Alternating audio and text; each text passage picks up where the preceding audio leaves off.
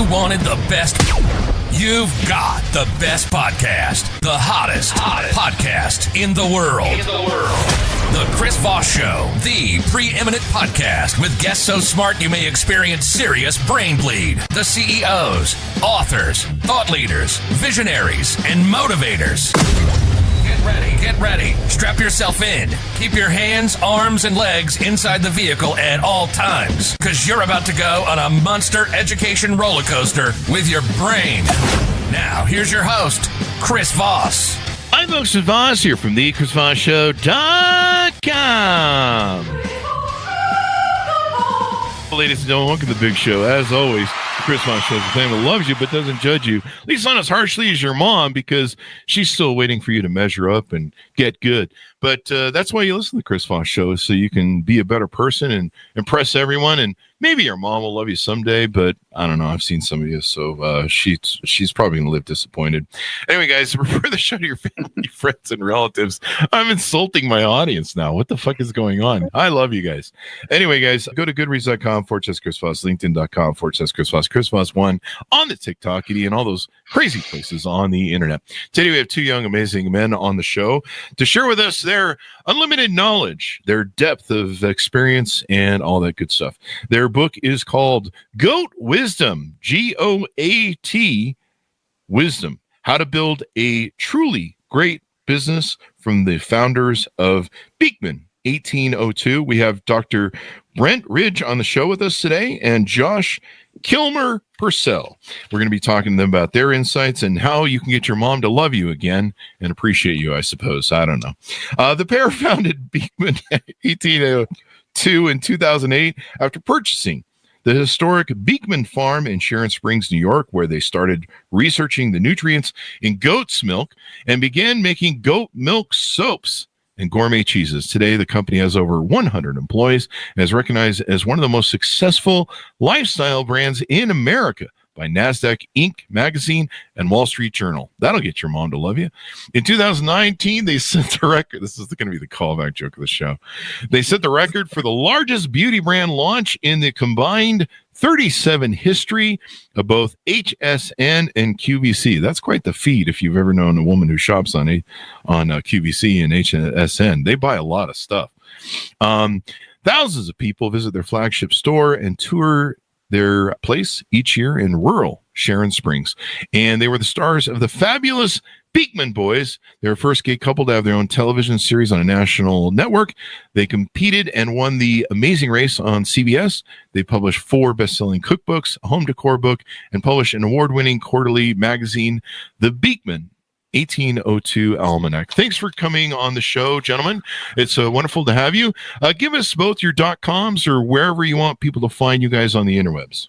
Yep, they can find us at beekman1802.com, and our personal page is Josh and Brent, wherever you consume your social media. There you guys. And you guys have it combined? Is it for both you guys? Yep. We got everybody's? Yep. Okay. Yep, we're in it together.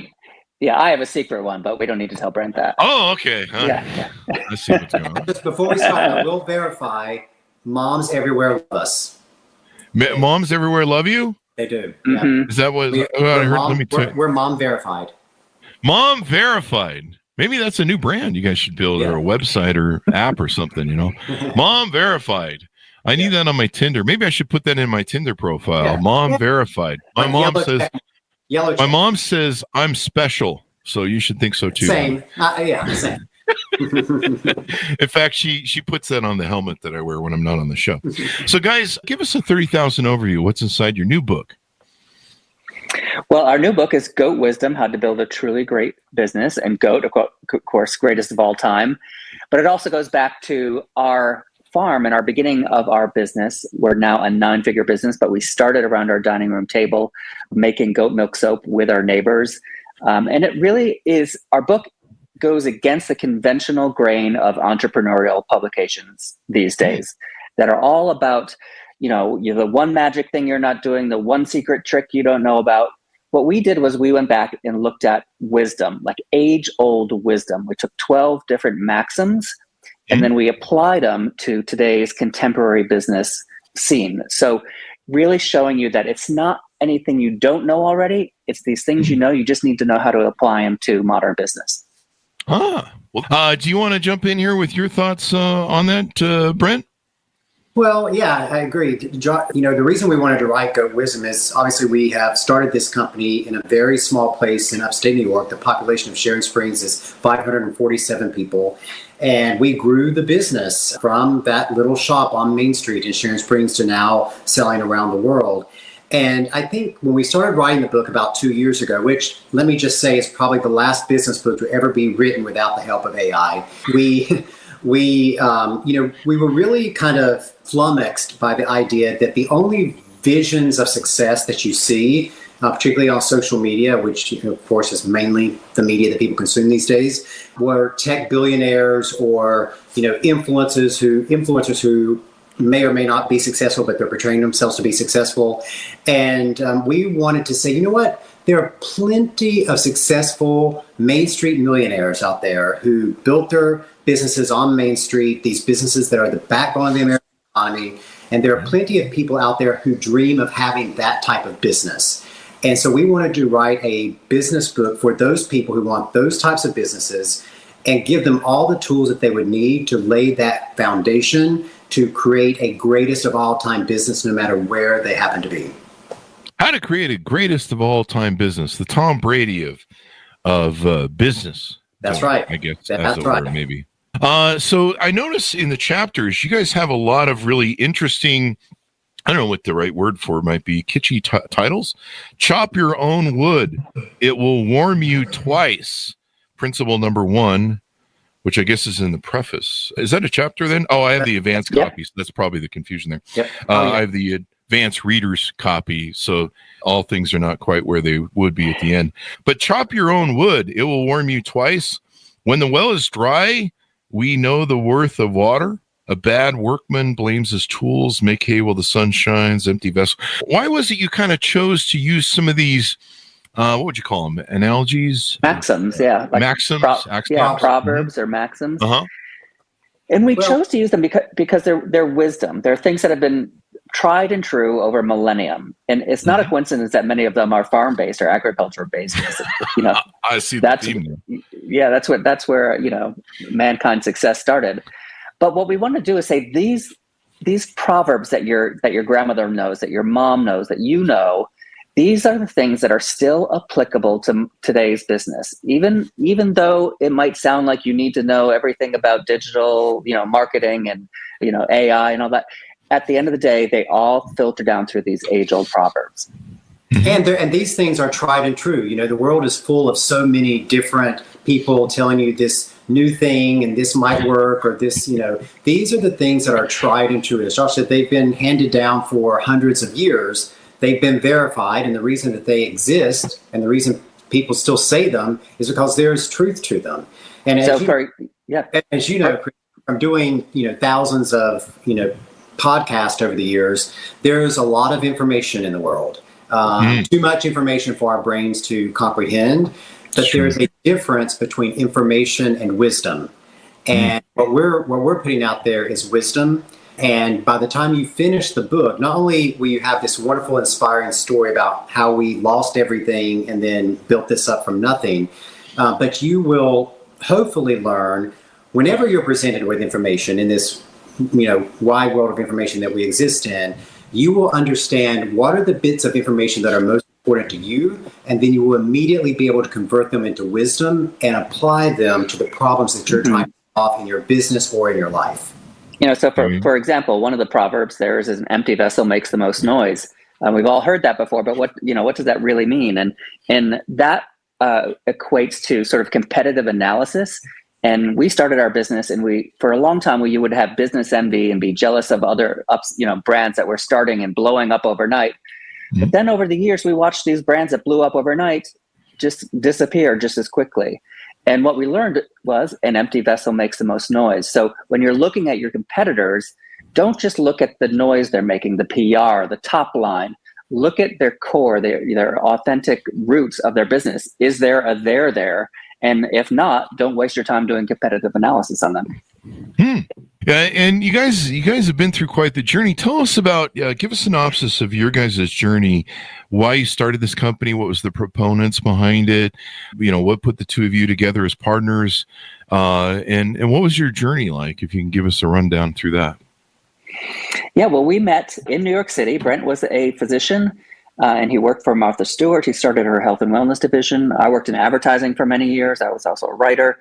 We met 26 years ago, and we, in 2006, we found this farm in upstate New York. We were just on a weekend trip, going apple picking from the city. We found this farm for sale. We bought it. We loved it. It was just going to be a weekend place. And then we got a letter in our mailbox from a neighbor. His name was Farmer John. He was losing his farm. He had 80 goats, and he was going to lose his goats. And he said, "You have an empty barn. You have a little cottage on the property. Can I come out, mow your lawn if I can bring my goats?" And we said, "Sure." We thought at the time it would be fun to come up on the weekends and have a petting zoo for our friends. But then 2 years later, 2008, the big recession hit, and we both lost our jobs in the city within 1 month of each other.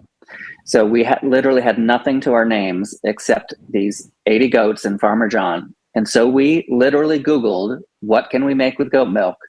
And the first thing that came up was soap. And now we've sold 60 million bars of soap since then, plus, of course, our whole line of skincare. And so you guys turned goat milk into, I don't know, lemonade business, lemonade. And this is kind of interesting. Opportunity, it's interesting how opportunity comes in so many different ways. Were you guys initially financially successful, or what sort of journey did you go on there?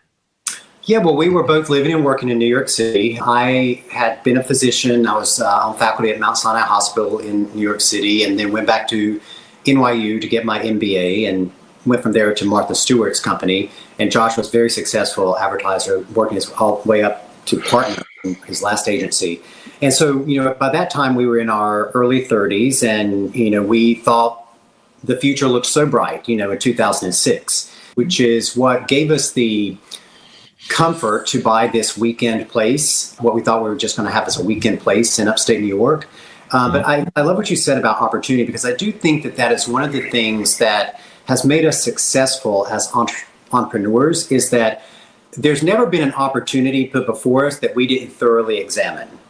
Even when it seemed like the most, outlandish idea or completely not applicable to anything that we were doing, we always examined it. And a lot of the times, some of the opportunities that maybe most people would have turned away, we said yes to, and they made all the difference. And one of them was the TV show. After we had lost our jobs in the city, Josh was just trying anything he could to get, a new job. He was interviewing for hundreds of jobs at the time.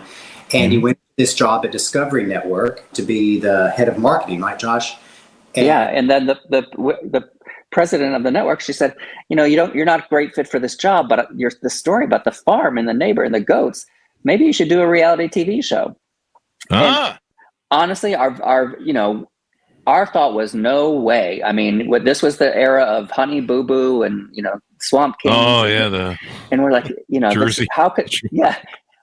There's no way you're going to start a respectable business from a reality TV show.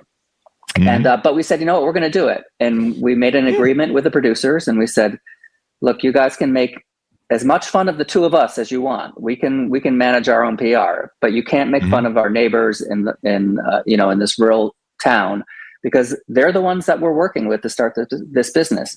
So we looked at the opportunity, what looked bad, we shaped it in a different way, and it turned out to be one of the most positive things we ever did. Wow. It's interesting. People like to see people's journey. They like to see, it's kind of funny. There's an old adage that, people like to see how the sausage gets made. But I think more people do. I think maybe, I share a lot of stuff from my life that seems to inspire other people to do whatever they want to do to apply. They can use the lessons to apply to their thing. And then, of course, people, they love entertainment. There's lots of different, I usually like more logical, cerebral sort of entertainment.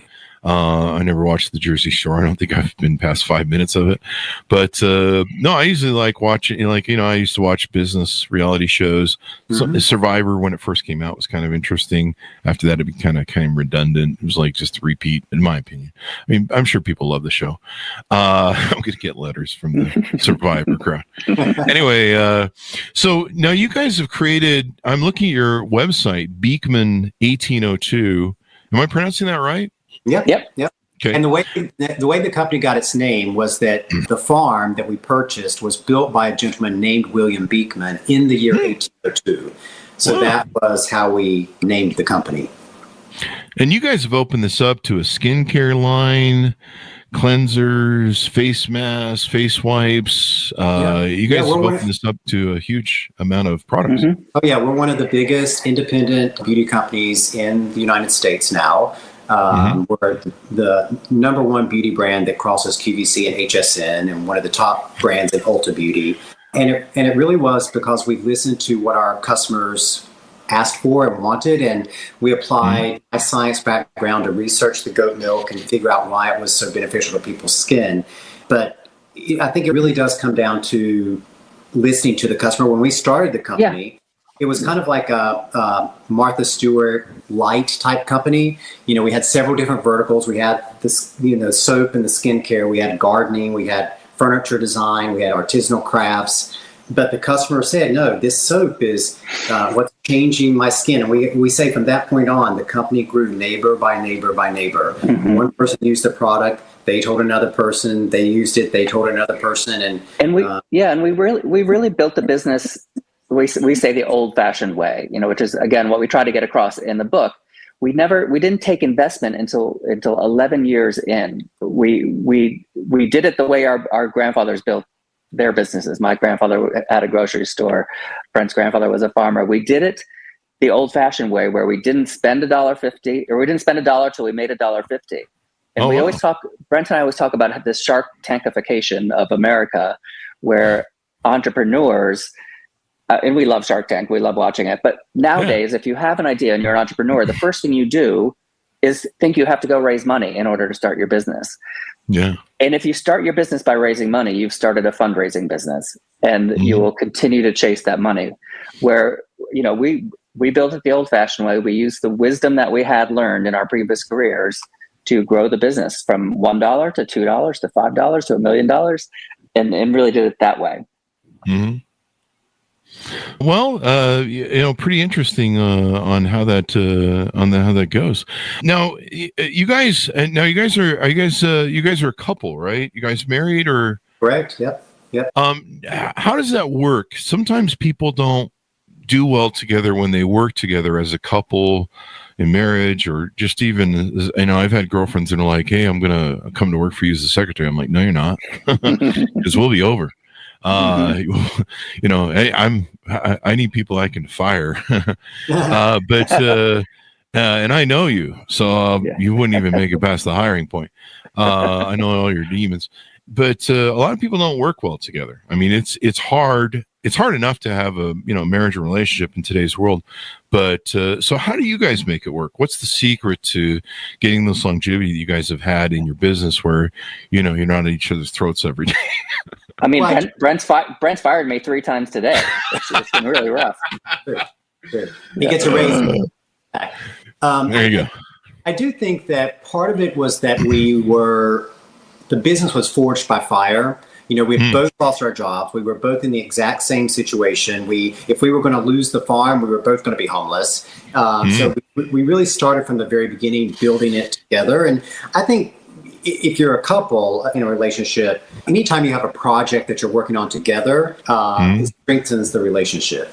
But, because we started the company in a very visible way, we were always very present on social media. Of course, then there was the TV show and then The Amazing Race. So people knew us as a couple anyway, growing business as a couple. So even in the times when it was most stressful, like the times when we, didn't know if the business was going to succeed, and their finances were tight, and we would fight, and those stressors where most couples or even most business partners might go their separate ways. The idea that we were in a fishbowl and people were watching us probably kept us closer together than a normal couple would. However, over the years, we have figured out a great strategy for how we work together and how other couples, whether they're business partners or romantic partners, how they can work more closely together. And we call it the 51% rule, and we lay this out in the book. But the idea is most partners in business, they divide their responsibilities up by their skill sets. Usually somebody's good at finance, somebody's good at creative, somebody's good. And we believe that's the wrong way to do it, because if you're in partnership with someone, you have a lot of overlap. Brent and I are both creative. We're both a little bit financially savvy. We're both a little bit operationally savvy. So when you divide things up, it doesn't work. So what we do is the 51% rule, where whoever has the most passion for a given topic or project, whoever has the most passion for it, has that extra 1%. And the reason we do that is the person with 49% can't walk away and say, this isn't my problem. 49%, you still have to point out all the flaws in the other person's thinking so that you forge their idea and make it better. And then the person with with the most passion is also the one who's afraid to not have it work. So they're going to work that much harder to succeed. So whoever has the most passion should have the decision-making on whatever project it is. That's how we've made it work for us. And we talk about that in the book in depth, and how partners can best work together, and sometimes when you shouldn't work together. Oh, so there's times where you may want to not go your separate ways, but maybe, maybe delegate the task to each person there. Is that delegate? Yeah, and sometimes go separate ways. They're not founding partners, probably not, but you might have long-term business relationships that you've had for a long time. But just because you've had them a long time doesn't mean it's the right relationship for today, whatever your challenges are today. So we talk about how you can separate in a productive way for everybody. I and it's interesting, you guys both have the same sort of skill set.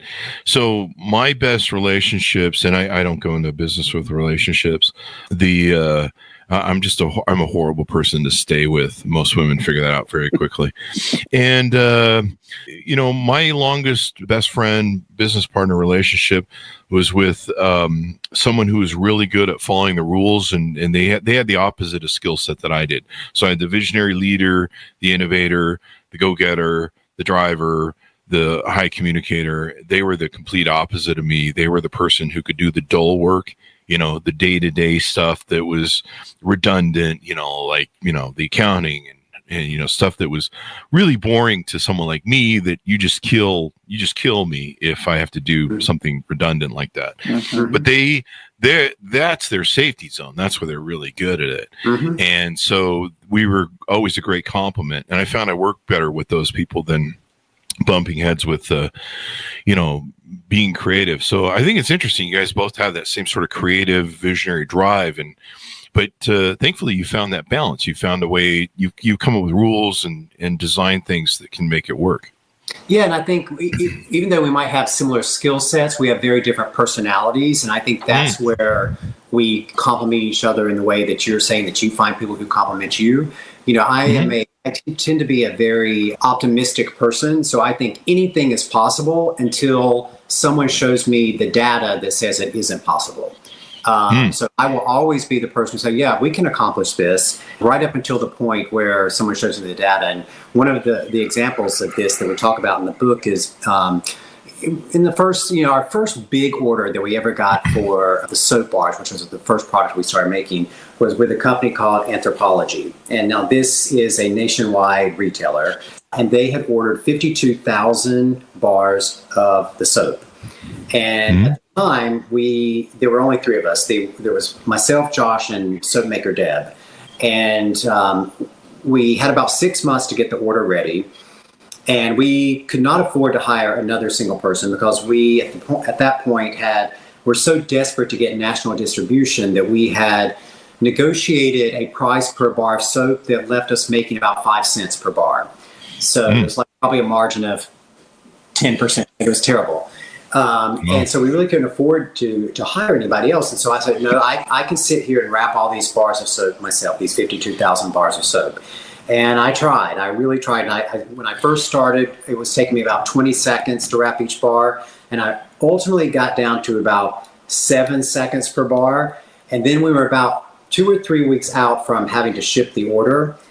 Josh kept saying, "No, you're not going to get it done." I'm like, I can get it done. Yeah. When Brent says optimistic, I say delusional.